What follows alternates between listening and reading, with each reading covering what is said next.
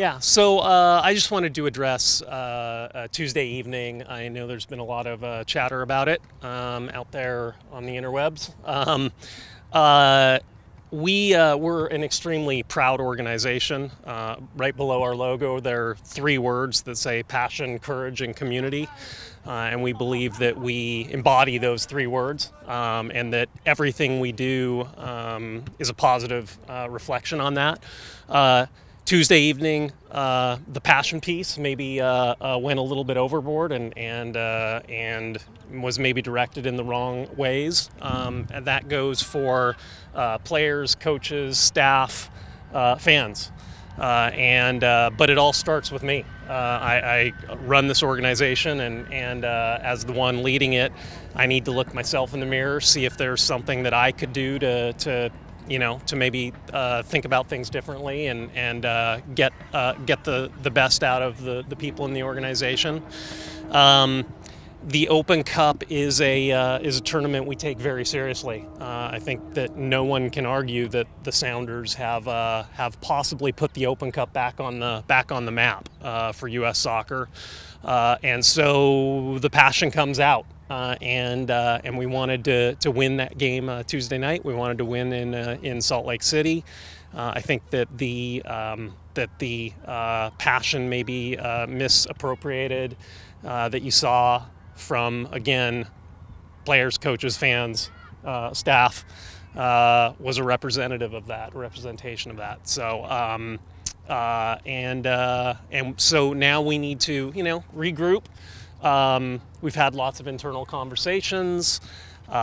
We will do whatever we need to collect information on fan misconduct and dole out appropriate punishments if those are necessary. We'll deal with all of the rest internally. But thought it was important to acknowledge that it wasn't our proudest moment as a Sounders organization, and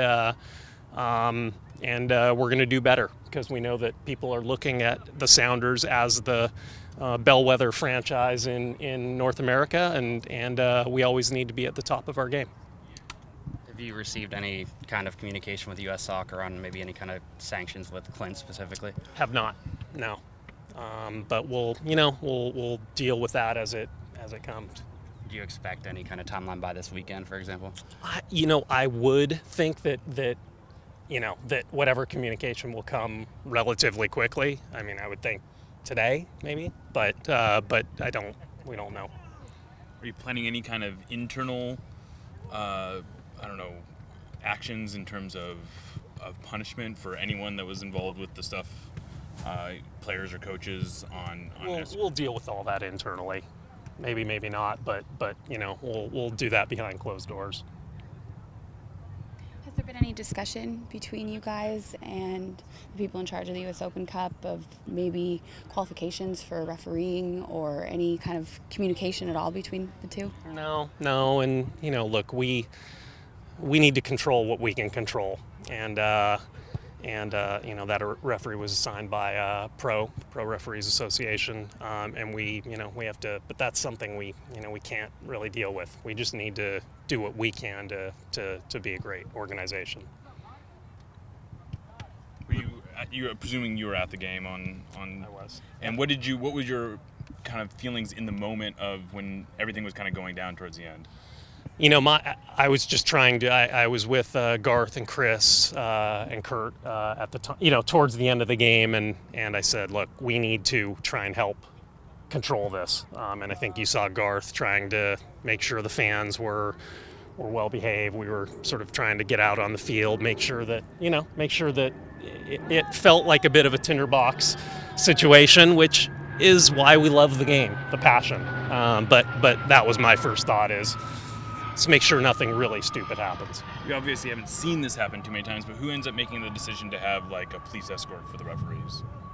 That is a great question, Jeremiah. I honestly don't know. So it's not like you made a phone call and said we need to make sure that they have. They were down. I mean, the police are there for sure. every game, and I assume that they recognize situations as well. So they could have just made the decision on their own. Yeah. Fair. Yeah.